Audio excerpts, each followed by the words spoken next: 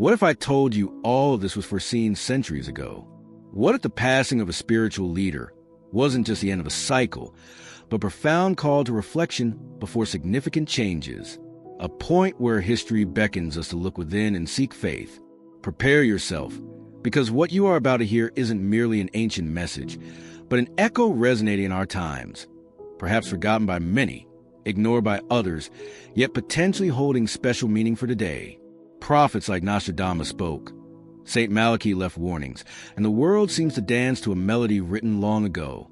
If you feel in your heart that something different is in the air, that a time of transformation is approaching, connect with us. Like this video as a sign that your soul seeks answers, because the journey we'll embark on together might expand your worldview.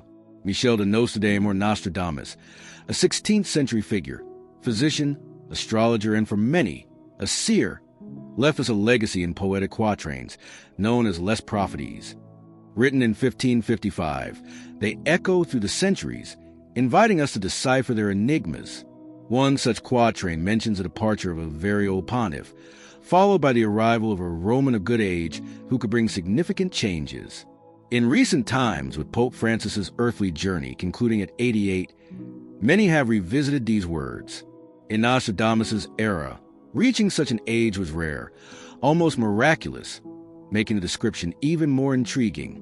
The quatrain states, "When the great pontiff changes place, an old man will be carried away by the current."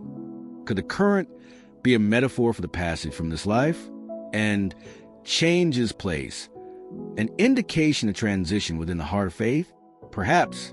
But connecting these verses to the events and feelings of our time deepens a reflection.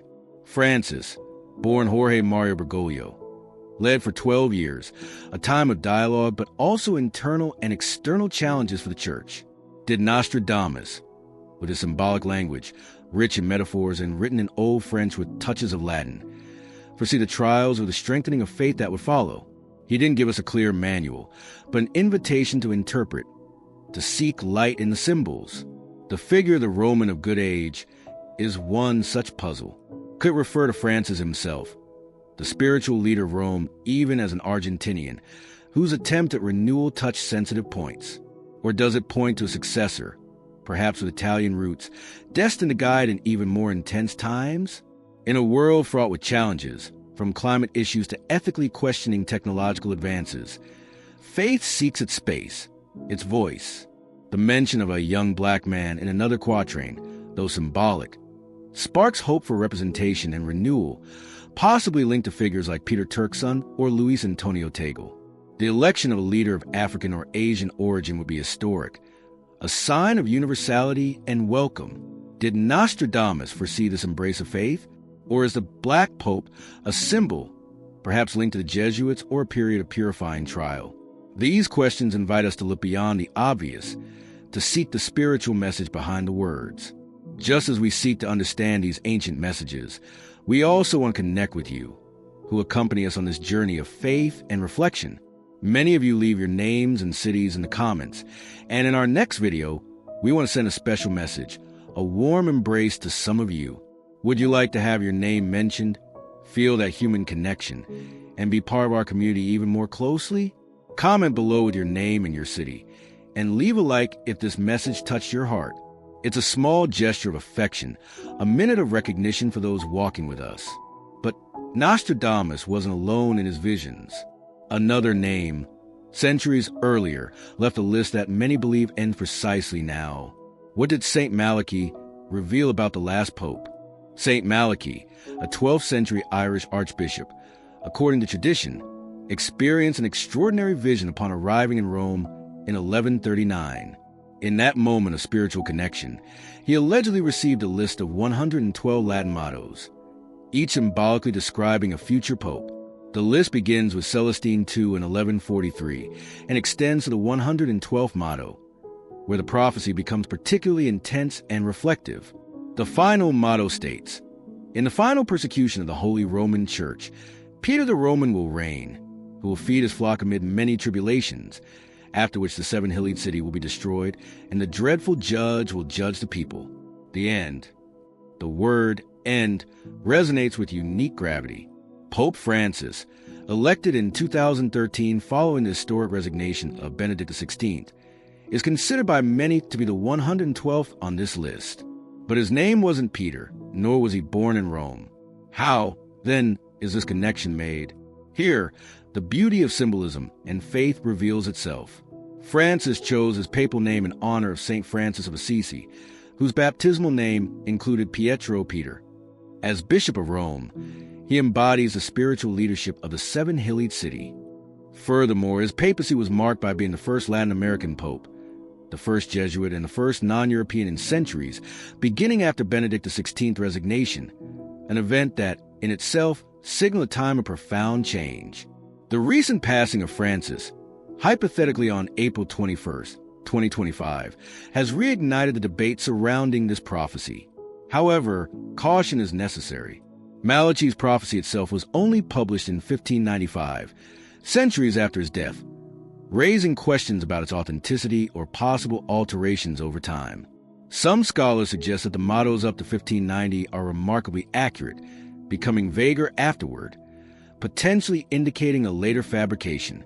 Even so, the coincidences are notable. Flower, flower for Paul VI, whose coat of arms featured fleurs-de-lis. Of the half moon for John Paul I, elected during a new moon. From the labor of the sun for John Paul II, born on the day of a solar eclipse. Is it the hand of fate, the power of faith, or the human search for patterns? The final motto speaks of many tribulations during the shepherding of Peter the Roman. Francis's papacy coincided with a global period of great trials, intense conflicts, a pandemic that isolated the world, natural disasters, and internal crises within the church itself.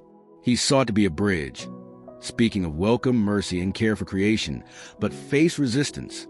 The phrase seems to describe, with spiritual resonance, the times we live in. Benedict XVI's resignation also added a layer of mystery. For the first time in centuries, we had two popes living side by side, one emeritus and one reigning.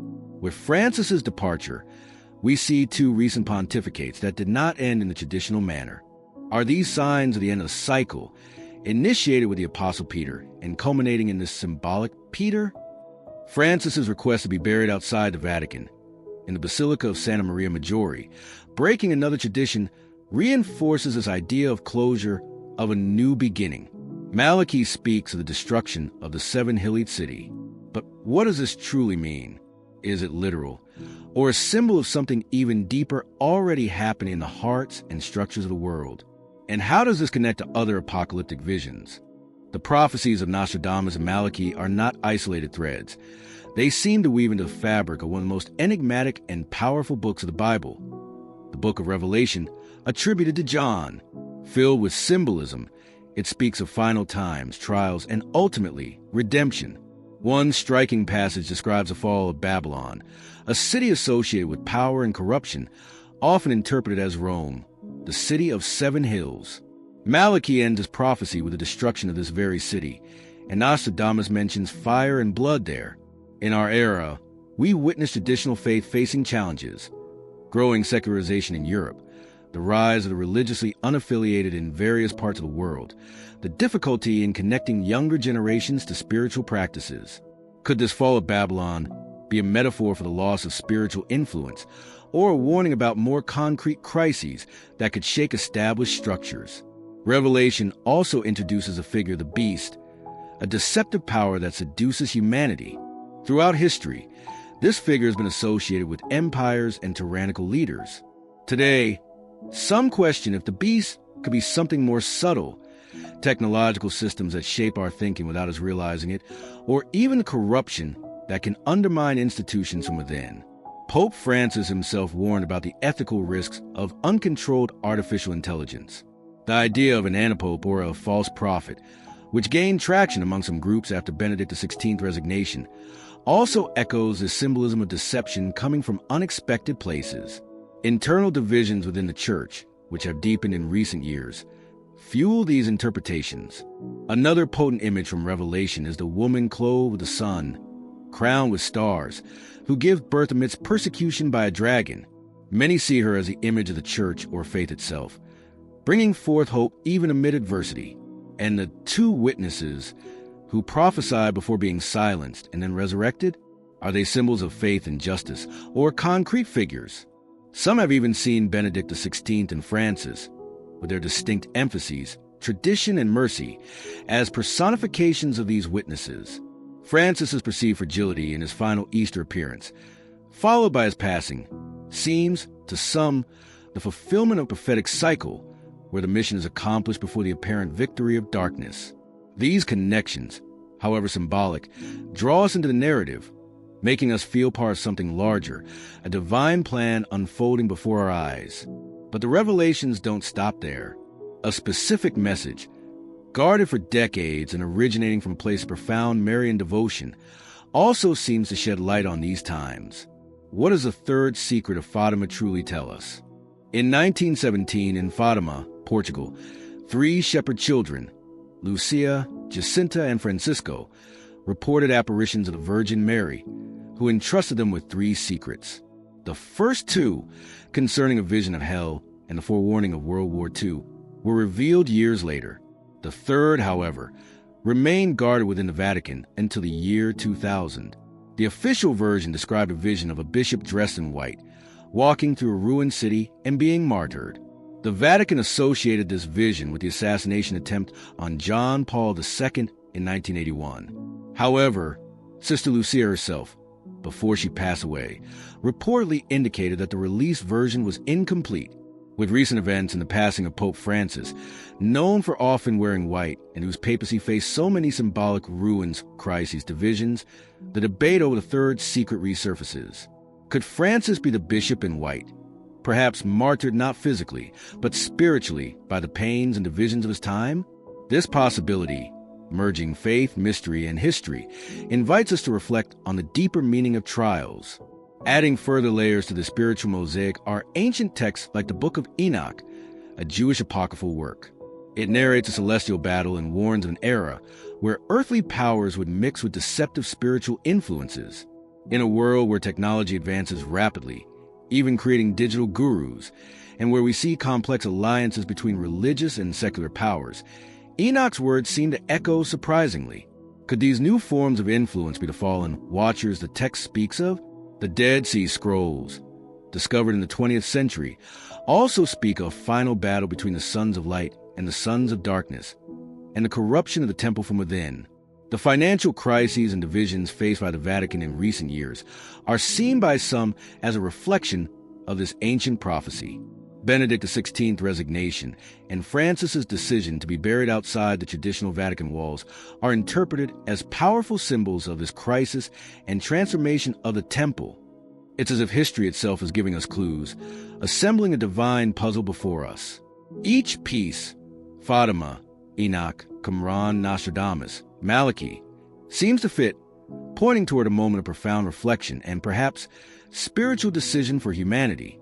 Amidst so many trials and signs, faith becomes our refuge and our strength. If you feel in your heart the divine presence guiding your steps, even in the most challenging moments, and believe in the power of prayer and blessing, write amen in the comments. May this word be a link of hope and faith among us all, a silent testimony that we are not alone on this journey. These prophecies in ancient texts seem to converge on our time.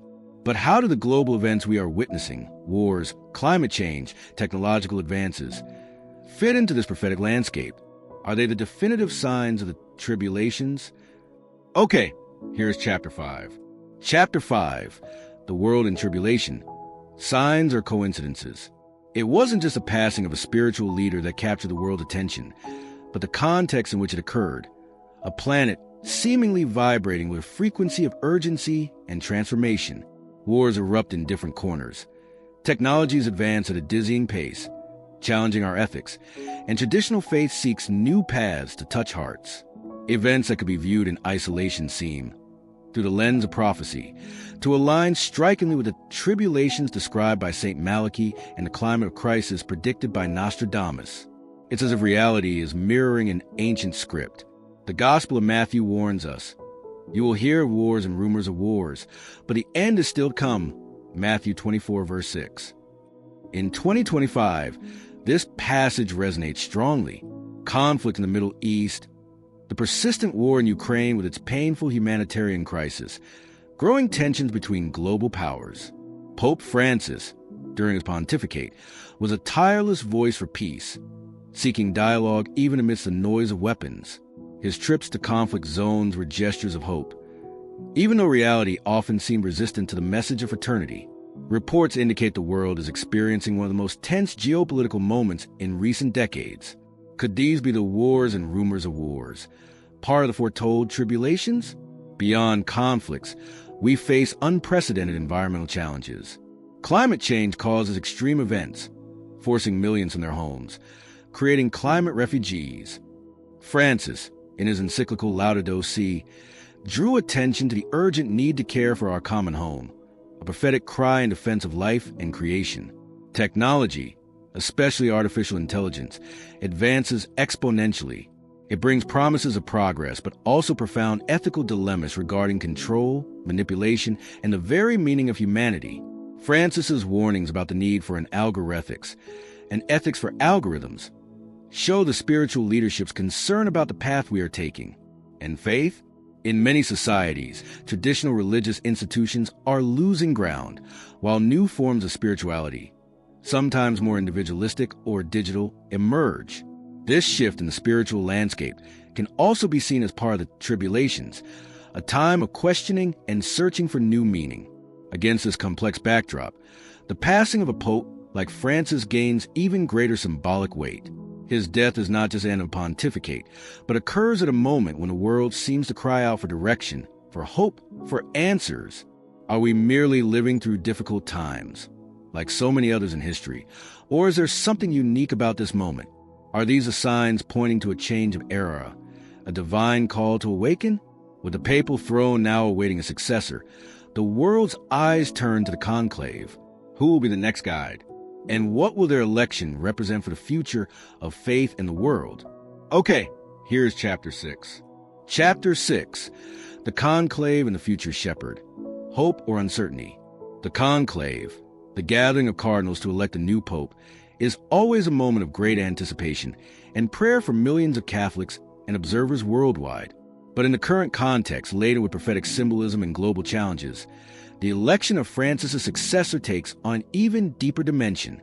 The throne of Peter is vacant, and the question echoes, who will be the next shepherd to guide the church in this time of tribulations? Names like Cardinal Peter Turkson of Ghana, known for his advocacy for social justice and the environment, and Cardinal Luis Antonio Tagle of the Philippines, with his charisma and closeness to Asian realities, are among those mentioned. The election of an African or Asian pope would be a historic milestone, a powerful sign of the Church's universality, and possibly fulfillment of Nostradamus' vision of new leadership emerging from other parts of the world.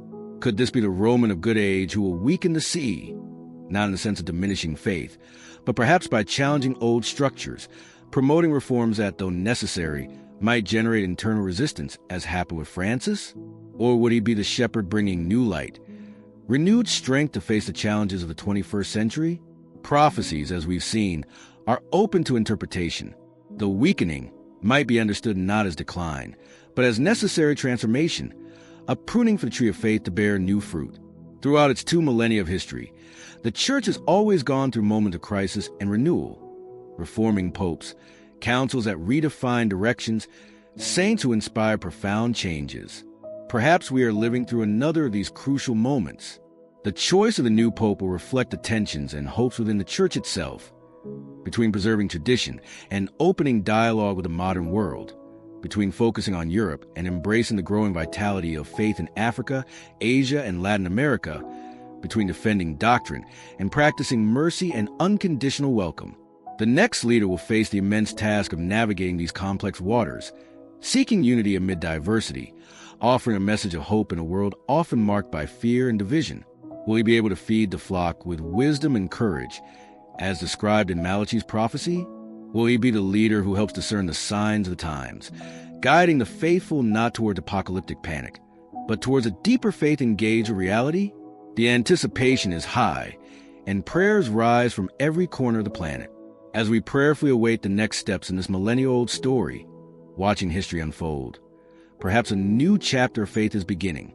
If this journey exploring faith, prophecy, and the signs of our times resonates with you and gives you hope for what's to come, show your support by leaving a like on this video.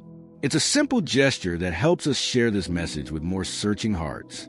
And if you haven't already, consider subscribing to the channel so you don't miss the final chapter of our quest for understanding and light. Your presence in this community matters greatly to us. The election of a new pope is a milestone, but the prophecies point beyond it, toward a final judgment and redemption. What did Jesus tell us about the end times? And what is the ultimate message of hope we can draw from all this? Okay, here's the final chapter, Chapter 7. Chapter 7, Redemption Nigh, Faith Beyond Prophecies. The prophecies of Nostradamus, St. Malachi, and the echoes of Revelation can leave us apprehensive, focusing on the end, destruction, and tribulations. However, the central message of the gospel, and perhaps the deeper purpose of these prophecies themselves, is not fear, but preparation and hope in redemption. Jesus, speaking about the signs of the times in the Gospel of Luke, concludes with a powerful exhortation. When these things begin to take place, stand up and lift up your heads, because your redemption is drawing near. Luke 21, verse 28. He calls us to look upward, to lift our spirits, to focus on the ultimate promise of encountering the divine, even amidst difficulties. The passing of Pope Francis, occurring hypothetically on April 21st, 2025, within this complex global context, can be seen not as a harbinger of the world's end, but as a universal invitation to reflect. What are we doing with the time given to us? How are we building the kingdom of God here and now, through love, justice, and peace? Prophecies, more than predicting exact dates, serve as awakenings for our conscience. They remind us of life's transience, the importance of living with purpose and faith, attentive to God's signs in our personal and collective history. The destruction of the seven-hilled city, mentioned by Malachi, can be interpreted not as a physical ruin of Rome, but as the end of an era of worldly power, of corrupt structures, giving way to a humbler, more servant church, closer to the heart of Christ. The dreadful judge can be understood as the moment of truth, where each of us will be confronted with our choices, with the love we gave and received. This story, filled with mystery, symbolism, and faith, leaves us with more questions and answers. But perhaps that is the beauty of the spiritual journey. The constant search, the faith that strengthens in doubt, the hope that flourishes even in uncertainty. What matters most is not deciphering every prophetic enigma, but allowing these messages to inspire us to live more fully, more connected to God and to our neighbor. Are we at the end of one cycle or the beginning of something new and transformative? Ultimately, amidst all the signs and interpretations, the core message remains one of unwavering faith and hope anchored in Christ. If you believe that even through trials and uncertainty, hope endures and that divine guidance leads us toward light and redemption, share your faith by commenting, "Jesus is the King." Let this affirmation unite us in spirit. If this exploration of signs and faith has been valuable to you, I strongly recommend you watch the video now appearing on your screen. In it, I reveal another side of Christ's story that films often don't show, insights that could be truly revealing for your life. See you in the next video.